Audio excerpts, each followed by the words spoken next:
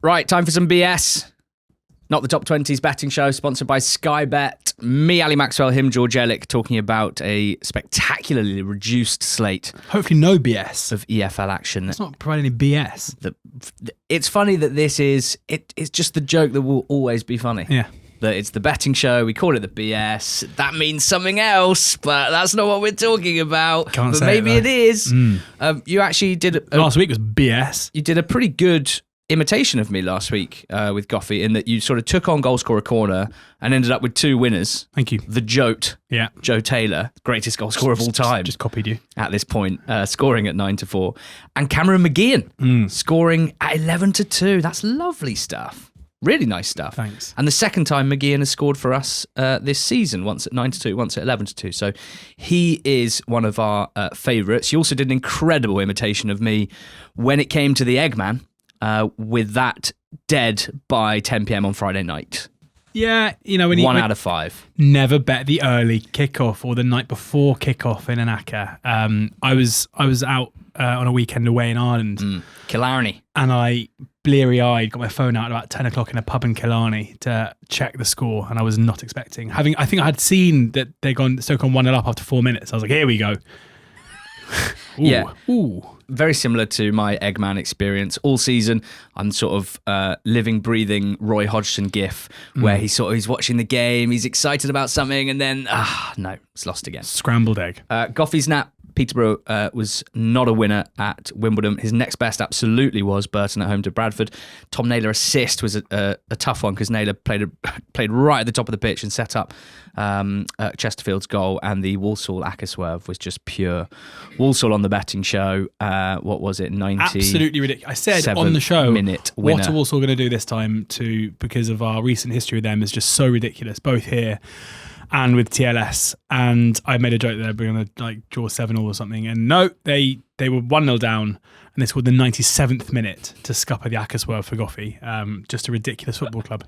15 EFL games this weekend, 5 in League 1, 10 in League 2. There are some absolutely massive fixtures, so aside from betting picks, let's just celebrate that at this stage of the season where things are getting so important. We've got some absolutely huge games. So Notts County, for example, in League 2, they play at 12:30 at Harrogate, and if they win, they'll go above Cambridge into third, and then Cambridge would have to go to Barnet at 3 p.m, knowing that.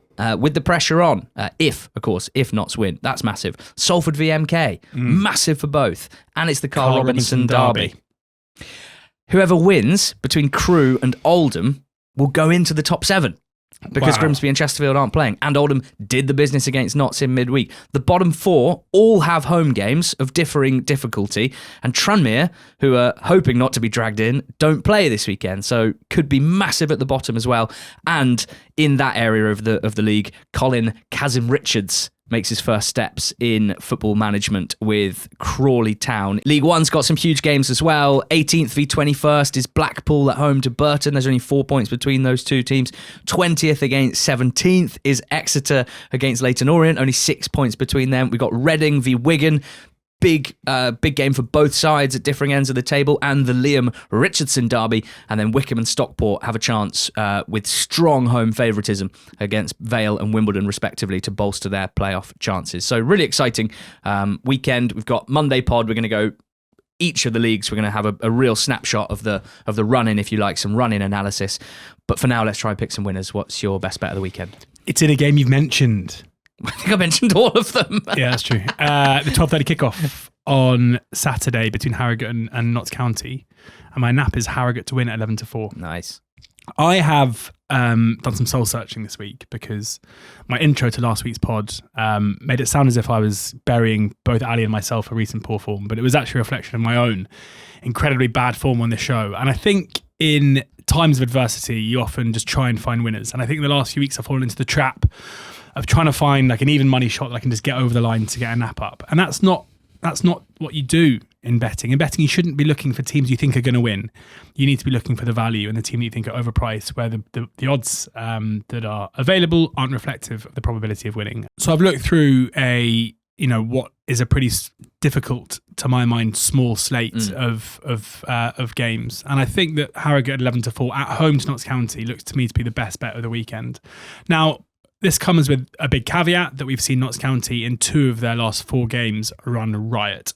Once against Accrington, where they won 4-0 away from home, and once against Cheltenham, where they won 5-2. And they are clearly a really good side.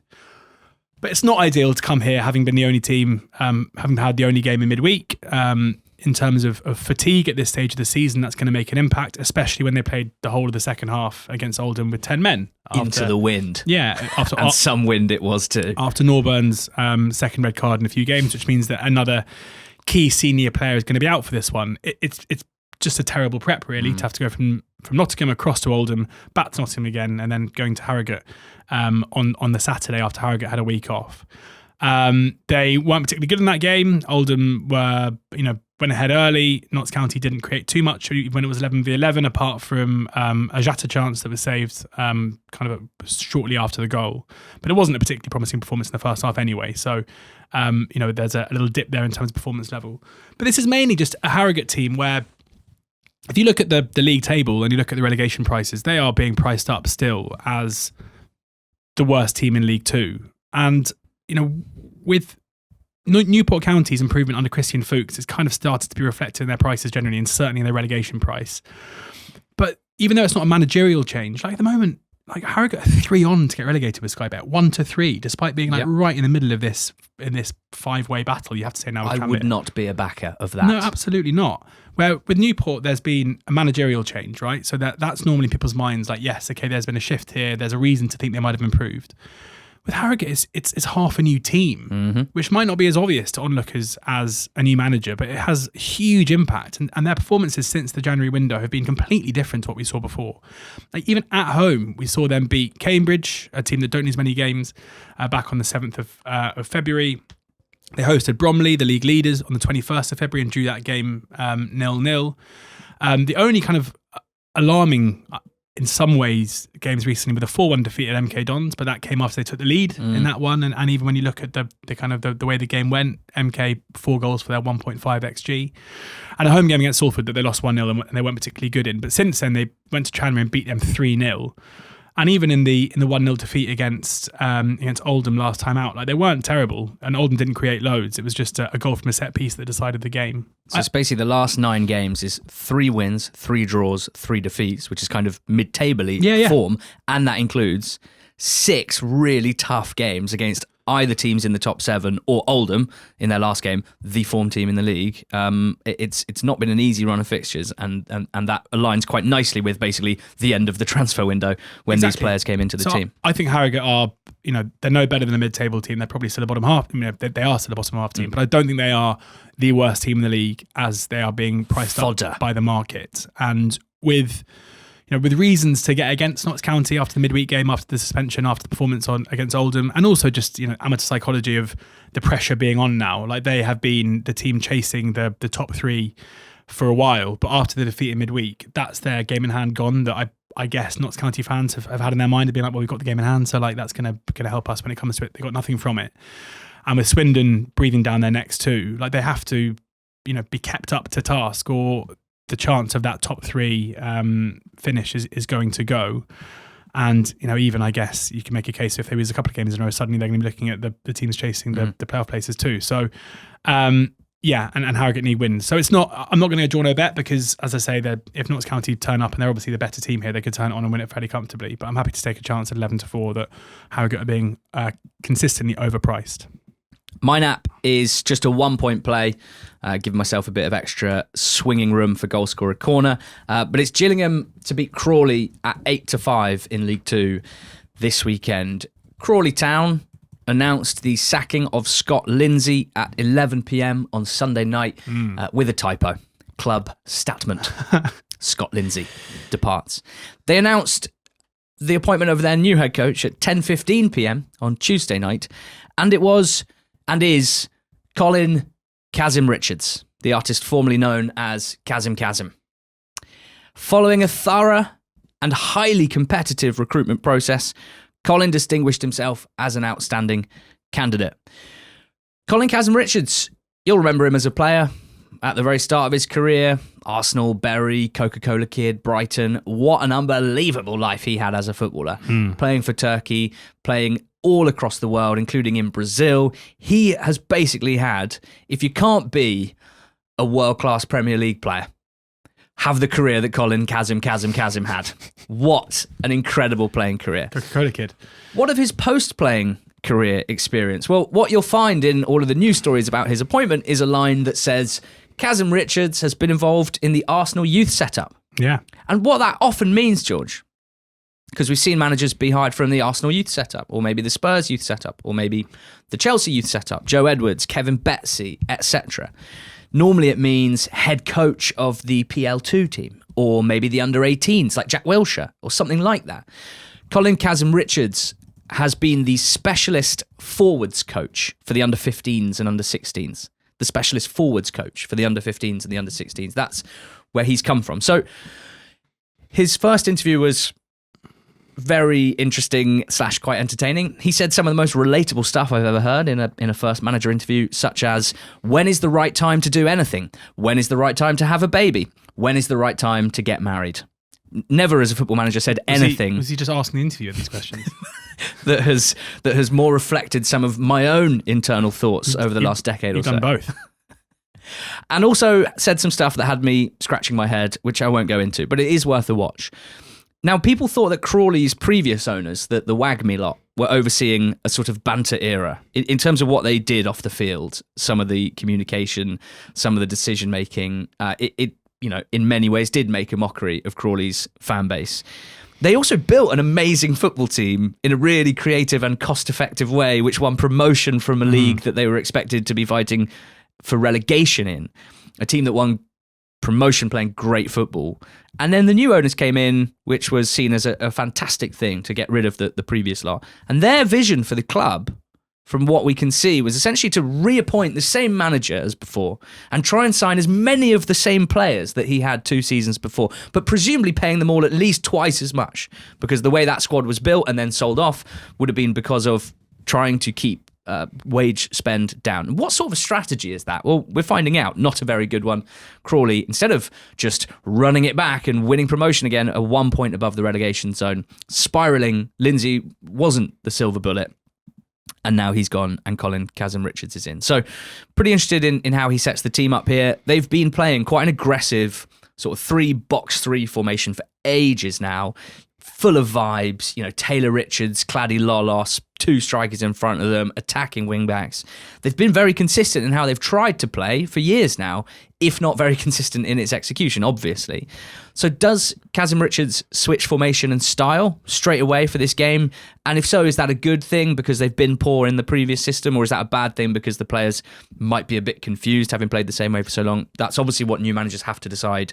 At this stage of the season, there's no room for error. They're 1 point above the relegation zone. Now, I do think it's quite funny or difficult for a new manager, a young manager, to have for their first game in management Gareth Ainsworth come to town. Yes. That's a real baptism of fire in English football. Now, don't get me wrong, this is not a vintage Gareth Ainsworth team. I have very little positive to say about Gillingham, and so I'm not going to bother trying to squint and say, well, they're quite good. They're not really. Their form is as poor as Crawley, but I still think they have better players than Crawley, and for some reason, I just really get the sense that this appointment could be quite disastrous. I think where I stand on the full range of probabilities, there is a small chance that Kazim Richards comes in, says exactly the right thing, sets the team up perfectly, and Crawley ease away from the relegation zone. But I think more likely is he may not get buy-in. He may not have the requisite or appropriate experience for this. And I think Ainsworth and Gills might just might do the business here at 8-5. That's my nap. Next best. League One, Exeter hosting Leyton Orient, and I'm putting Leyton Orient up at 7-4 to win this game. A classic case of one team spiralling and the other turning their fortunes around. And normally, I'd be pretty willing to take on. It's a stark case this, where you've got a Leyton Orient side who've won their last 4 games versus an Exeter side who have lost their last 4 or 5, their last 5 games. And normally, form is a bit noisy, but you got to look at the prices here. And even though Orient are away from home, I can't really fathom how they're not favourites to win this. Since Gary Caldwell left Exeter, their form has been abysmal. The performances have been really poor too. They were maybe a bit better against Wigan last Saturday, but that came after they'd gone behind pretty early on, and they still didn't score, and they were kind of sent packing with a second goal later on in the game. Their last home game saw Cardiff come to town at a period where they're not playing particularly well, and they still wiped the floor with them 4-0. A team whose home form recently has been so good. That 4-0 win is their second loss by 4 clear goals in the last couple of months, with Bolton going to Exeter 2 and beating them 5-1. It's hard to make a case for Exeter here. And I guess the frustration for them is that for Leyton Orient, their form has been so much better, including a really impressive away win at AFC Wimbledon, where they won 4-2, and an away win at Stevenage, who've been in brilliant form when they beat them 2-1.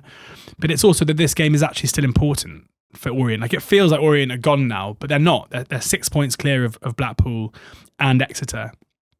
Richie Wellens and his team will know that a win on Saturday means they're going to stay up. It'll put it'll put them on 51 points, and Exeter on 42 points. It'll be 9 points clear of Exeter. It's pretty impossible for me to see Exeter getting past them here. However, if they lose the game, then the gap goes to 3 points, with Exeter on 45 and Leyton Orient on 48, and that brings Leyton Orient right back into it. So this is the game where Orient can book their tickets to the beach, book their flights, and kind of wave goodbye to the relegation battle. So it's a huge game for them, and they will fancy their chances of winning it. So there's been a bit of money for Orient already. It wouldn't surprise me at all if they go off favourites. I think they probably should. We're not seeing the reaction from the Matt Taylor appointment that we expected. So yeah, Orient at 7-4 is my next best. Nice. That's in the Eggman, which is handy. Goalscorer corner, 3.5 points being staked, 3 1-point singles and a half-point single. No Trixie this week. You kindly referenced on last week's show that I would be putting up my Goalscorer corner picks on the NTT20 Squad betting channel. NTT20 Squad being our sort of community for a paid community for pod lovers, and we do have a betting channel on there. Pleased to say, probably annoying for those who only ever listen and aren't part of the squad, that 2 of the 3 goal scorers scored, which meant we hit a nice little double in the Trixie. One of them was Joe Taylor, of course, the Jote, but not backing him this weekend. Fletcher Holman, I'll start with. He plays for Swindon. 1 point on Fletcher Holman to score at 11-4 at home to Fleetwood. Now, first thing to say, it's not 100% definite that Holman will start. He didn't start 4 games in a row, always coming off the bench. Then he did start last weekend, played full 90, had a big hand in the goal. If he doesn't start, around team news time, I'll post a replacement pick on the NTT20 Squad betting channel. So if you want to check that out and join, and many of you did last week, and it's been great to have some fresh blood on there, do just drop us a message and we'll tell you how to join. It is a paid subscription, just for full disclosure. Holman is a player that I have really enjoyed watching since he joined in January. Young, strapping striker. I say striker, he can play pretty much anywhere, and Holloway's been using him in all sorts of different roles, and he seems to be pretty effective in all of them. Great physical presence, good speed, but technique-wise, he's done some great stuff already in a Swindon shirt. He takes 2.88 shots per game, 1.66 shots on target per game. That is very, very high. 0.42 XG per 90. Swindon are at home here to Fleetwood, and they're favourites to win. And I think, obviously Drynan's their premier goal scoring option, but I think Holman has showed a lot in his short spell at Swindon so far. I like the price at 11-4 if he starts. Bradley Dack, I'm pretty confident will start for Gills at Crawley. Gillingham, my nap, as discussed. 1 point on Bradley Dack to score at 3-1. If it's the case that I think Gillingham will win this game, then it stands to reason that their best player, their top goal scorer, the guy that I believe strongly is their most likely goal scorer, really, in a game that I think they'll win, is a decent pick at 3-1, Bradley Dack. And Mike Fondop, 5-2 for Oldham this weekend to score at Crewe. It's a massive game for both teams, one of the most exciting games in the weekend. You can't not love this Oldham Athletic run. It's just absolute dreamland for them at the moment. Just an incredible winning run that has seen them on the cusp of the playoffs. They'll go in if they beat Crewe. Obviously, Crewe themselves will go into the playoffs with a win here. So it's a brilliant game. Like, he just looks bang at it, Fondop, and it's goals galore for him recently. But he's not really on hot finishing streak. It's not the case that everything he touches goes in. He's just playing for an incredible team right now who are creating loads of chances for their big number 9. So the guy's had 3 shots or more in 7 of his last 9. He's had 2 shots on target or more in 6 of his last 9. That's a guy that I want to be on at 5-2 at the moment. And then lastly, a fairly rare centre-back anytime goalscorer pick. And it's back in the Swindon-Fleetwood game. But it's a Fleetwood player, Finley Potter. 18-1 to score anytime with Sky Bet, half a point on that. Swindon have conceded the 4th most goals from set pieces this season in League 2 per Opta analyst. I think it's going to be quite windy. I think that might help with corners and set pieces and whatnot. And Finley Potter, he missed a chunk of games through injury. Before his injury, he had suddenly emerged as a big set piece threat. I think of one game in particular against Newport, I think it was, where he scored. Since he's come back, picked up where he left off. He's getting lots of shots away and from good positions as well. 12 shots in his last 13 games and an XG per shot of 0.16. So he really is throwing himself at stuff, 6 yards out, central, etc. I think Finley Potter's quite an interesting one. So 18-1, half a point play for me to finish Goalscorer corner. I've got 2 goal scorers. Nice. Trying to continue last week's good effort. I'm going to go DJ Zink and Weil out with Ben Wiles. Excuse me? God, that's so good. Your face is amazing. I can still shock you after all these years. Ben Wiles of MK Dons is 9-2 to score anytime, playing as a 10 for MK. And what was a huge game, but even though I wouldn't necessarily be backing MK to win it,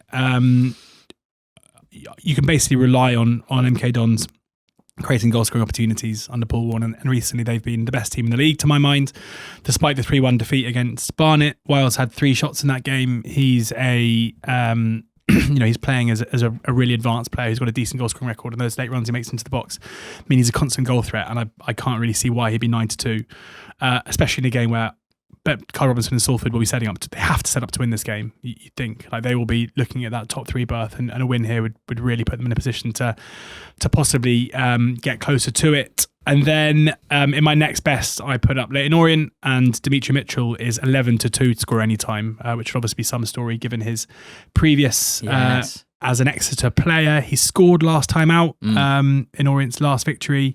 He's someone who I was kind of amazed to look back and see how few minutes he'd actually played at Exeter. Obviously, he's had injury issues. Yeah, one of the great injury-prone players of the modern era, sadly. In 22-23, it was 12 starts and 4 substitute appearances for just over 1,000 minutes. Only 14 appearances the season after, and that was it at Exeter. So did quite a lot in that time, didn't he? Yeah, we scored 2 goals in each, and then last season at Exeter he scored 4 goals in just over 1,000 minutes again. His goal last weekend was just the first goal he scored in just over 1,000 minutes this season, but he started the season playing as a fullback. He then was out of the side for ages, but his, obviously there's more to it than Rich Wenner's turning to Dimitri Mitchell, but his return to the side in a wide role has coincided with their 4 wins in a row.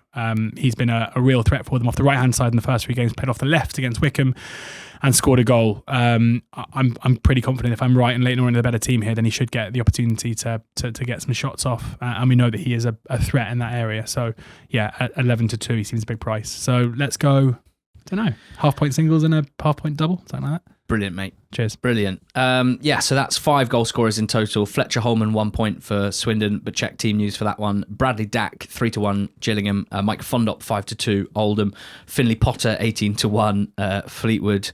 Ben Wiles, 9-2 MK. And 11-2 Dimitri Mitchell. Dimitri Mitchell, 11-2. 6 goal scorers. That is my dream. Give me an Acca swerve. Swindon. In League 2. They're odds on. When there's only 15 games, the chances of you picking an Accuswerve that's in my Eggman is obviously higher probability. Correct, so I'm breathing a huge sigh of relief. Yeah, exactly. Well, they're odds on. I decided to take on Fleetwood last week and hoping that they might be beach bound, but it wasn't to be. They beat Crawley 1-0 and spelt the end of Scott Lindsay's time there.